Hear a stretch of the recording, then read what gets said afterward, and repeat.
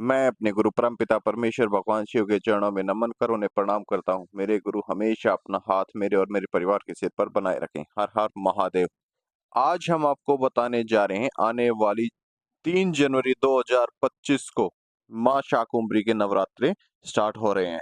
जो 3 जनवरी से लेकर 11 जनवरी तक माता शाकुंभरी के नवरात्रे चलेंगे।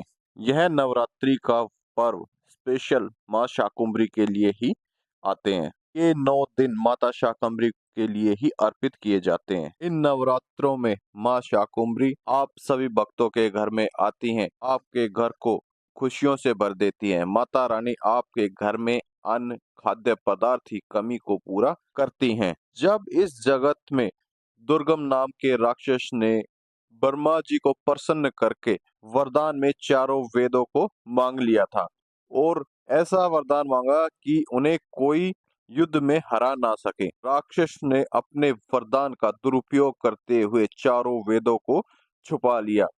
वेदों के ना होने के कारण से इस जगत में त्राही त्राही हो गई। चारों तरफ सूखा पड़ गया, नदियां सूख गई, खाने पीने के सभी पदार्थ खत्म होने लगे। जहां तक नजर जाए हर जगह बंजर ही बंजर दिखाई देने लगा। लोग बाग पशु पक्षी सब भूख के मारे तड़पने लगे। चारों तरफ खाद्य पदार्थ की कमी हो गई और जब देवताओं ने उसके साथ युद्ध किया तो उस राक्षस ने देवता को हरा दिया और उनको मारने के लिए उनके पीछे भाग लिया। देवता की वर्षों तक पहाड़ियों में छिपे रहे। तब नारद जी ने भगवान विष्णु से प्रार्थना की और उनसे इस समस्या का समाधान पूछा। भगवान विष्णु ने उन्हें समाधान बताया और नारद जी यह समाधान लेकर देवताओं के पास पहुंचे। जी ने देवताओं को सुझाव दिया कि आप माता शाकुंभरी की शरण में जाओ, आपकी हर समस्या का समाधान वही कर सकती हैं। सभी देवता और ऋषि मुनि माता की शरण में गए, माता को अपना दुख बताया। माता ने उनका दुखड़ा सुनकर बहुत ही भावुक हो गई और उनकी आंखों से पानी छलकने लगा और वो जो आंसू थे वो एक धारा के रूप में परिवर्तित होते चले गए। देखते ही देखते माता के पूरे शरीर पर आंखें उत्पन्न होने लगी और उन आंखों से भी जल की धारा बहने लगी। जल से पूरे संसार में जल की पूर्ति हो गई, वनस्पतियां हरी भरी हो गई, जंगल हरे भरे हो गए, साग सब्जियां उत्पन्न हो गई, अन्य खाद्य पदार्थों की कमी नहीं रही।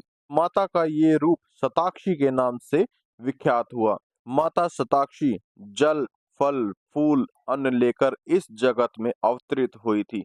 इस संसार को त्राही त्राही होने से माता ने बचाया था। माता शाकंभरी को माता शताक्षी के नाम से भी जाना जाता है। जब आप माता शाकुंभरी की सेवा करते हैं तो आपके घर में अन्न साग सब्जी की कमी कभी नहीं होने देती हैं। तो इन नवरात्रों में माता की सेवा कैसे करें, ध्यान से सुनना। आगे बढ़ने से पहले जो भाई बहन हमारे इस मंत्र चिकित्सा चैनल पर नए आए हैं वो हमारे चैनल को लाइक करें, शेयर करें, सब्सक्राइब करें ताकि आपके साथ साथ आपके घर परिवार वाले अपनी समस्याओं का समाधान ढूंढ सकें। और किसी भाई का कोई प्रश्न है तो वो हमें कमेंट्स कर सकता है। ऐसे करें माँ की सेवा। इन नवरात्रों में आप सुबह ब्रह्म मुहूर्त में उठकर स्नान आदि करके अपने घर के मंदिर की साफ सफाई करनी है। माता की चौकी सजानी है। सजाएंगे माता की चौकी, एक लकड़ी की पटरी लेनी है, उस पर पीले रंग का आसन लगाना है।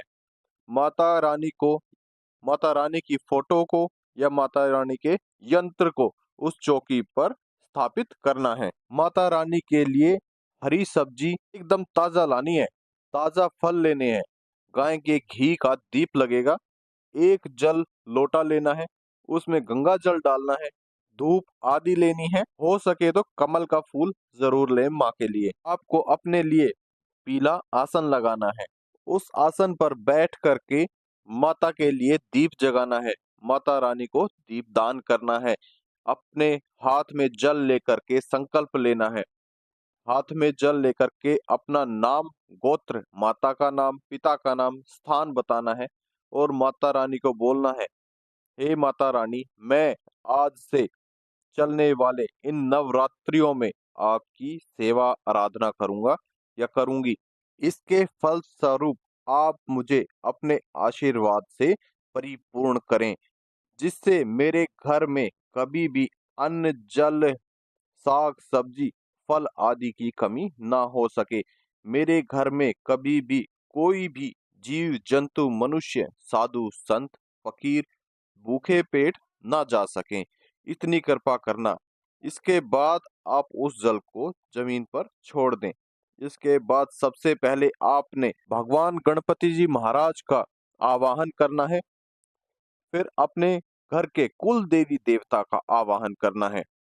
फिर उसके बाद आप अपनी पूजा शुरू कर सकते हैं। सबसे पहले परम पिता परमेश्वर भगवान शिव की आराधना करनी है। उसके बाद माता शाकुंभरी की आरती स्तुति करनी है। फिर आपने माता रानी के मंत्रों का जाप करना है। सबसे पहले एक माला भगवान शिव के लिए करनी है। फिर आप 11, 21, 31, 51 जो भी आपका सामर्थ्य हो, माता रानी के मंत्रों का जाप करना है। मंत्र आपको वीडियो में मिल जाएगा, पूरा देखना। आपने पूरे नवरात्रे सात्विक रहना है, ब्रह्मचर्य का पालन करना है। शाम की पूजा में भी आपने सर्वप्रथम भगवान शिव की पूजा के बाद माता रानी की पूजा करनी है। और शाम की पूजा में आपने माता रानी की चालीसा का पाठ जरूर करना है। इसके बाद आप अपनी संकल्प ली हुई माला का जाप करना है। बाद में आप माता को भोग लगाएंगे। भोग में आप माता रानी को ताजी हरी सब्जियों का, ताजा फलों का भोग लगाएंगे। हो सके तो आप हर रोज एक जोड़ा मीठे पान का भोग लगा सकते हैं। ये भोग आपने अग्यारी पर देने हैं। जो फल आपने माता रानी को चढ़ाए हैं, वो हर रोज बदलने हैं। उन फलों को आपने गरीब को या किसी अन्य को दे दें, या गाय को भी दे सकते हैं। जो आपने हरी सब्जी माँ के लिए रखी थी, उसे गाय को दे दें। इनमें से अपने लिए थोड़ा सा प्रसाद के तौर पर जरूर ग्रहण करें। ये प्रक्रिया आपने पूरे नवरात्रों में करनी है।